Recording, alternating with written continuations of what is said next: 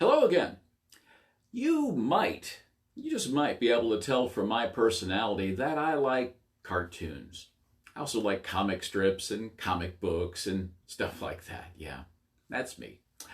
One of my favorite comic strips is The Far Side by Gary Larson. He's sort of retired, but he has a website now. Well, that all aside, one of the better known panels of his strip, The Far Side, that ended up being printed on things like t-shirts and cups and mouse pads and whatever, was for a fictional school called Midvale School for the Gifted. Okay, this is Midvale School for the Gifted. And as you can see, the panel consists of a young man who is pushing on a door, and it's clearly labeled pull.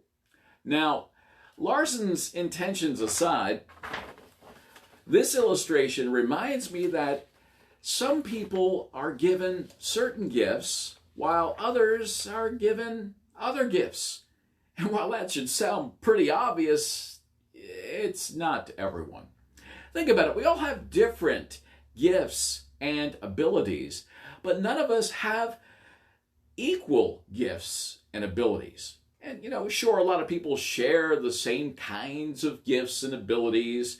I mean, I preach, other people preach, and some people draw, and some people draw. You know what I mean? So some people, might even be on the same level of others. But no two people are exactly alike when it comes to using their gifts and abilities. It's just a fact.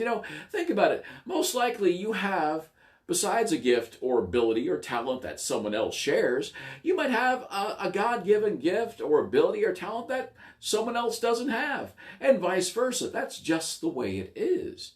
But no matter what your gift, talent, or ability might be, it's up to you to put it to use. And as Christians, it reminds me that the gifts and abilities that God has blessed us with need to be put to use for God's kingdom. This panel also reminds me that there are some people who are unsuccessfully trying to do things that they are simply not gifted to do. And while it's true that some people can be taught to do all kinds of different things, we all agree that when someone actually applies the gifts or talent or ability that they've been blessed with, that it's clearly noticeable. In other words, if Andrea del Verrocchio, I think it is, I've got to get my accent right on that, were still alive and took me on as his apprentice, chances are I wouldn't turn out nearly as skilled as his most famous disciple, Leonardo da Vinci. The point is, Da Vinci was blessed with incredible talents, gifts, and abilities that I think very few would doubt, if any. I mean, he was a genius. And he even used his gifts and abilities and talents for God's kingdom with such well-known works as the Last Supper fresco. Okay, well, what about the gifts, abilities, and talents that you have? Personally, you know.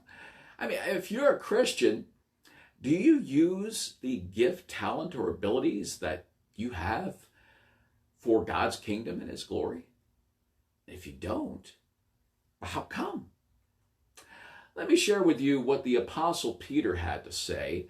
This is over in 1 Peter chapter 4 and starting in verse 8.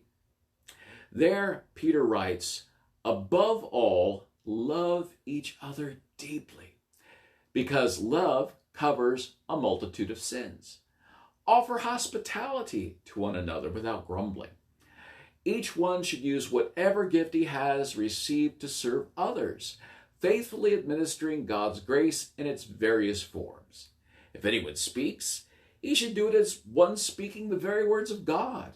If anyone serves, he should do it with the strength that God provides, so that in all things God may be praised through Jesus Christ.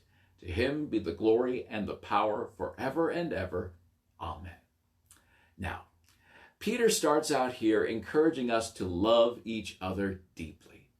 And then he tells us some of the ways that we could love each other deeply. He says that we could do that by forgiving one another, by offering hospitality to one another, by speaking in a godly way to one another, by being gracious to one another, by serving one another. And this is just a short list, of course. It's not all inclusive of all things. There are other ways that we can show love to one another. The point is to use whatever God-given gifts, talents, or abilities that you have to show that love, to show God's love for one another. And by doing that, it says that we'll give glory to God and be a blessing in His kingdom. Let's pray. Father, we thank you for the gifts, talents, and abilities that you've blessed us with. And dear God, we do pray that you will help us to use whatever gifts, talents, and abilities that you've given us for your glory and for your kingdom. And Father, we ask that you'll guide us in these matters. In Jesus' name, amen. Again, I want to thank you for spending a few minutes with me this afternoon. God bless.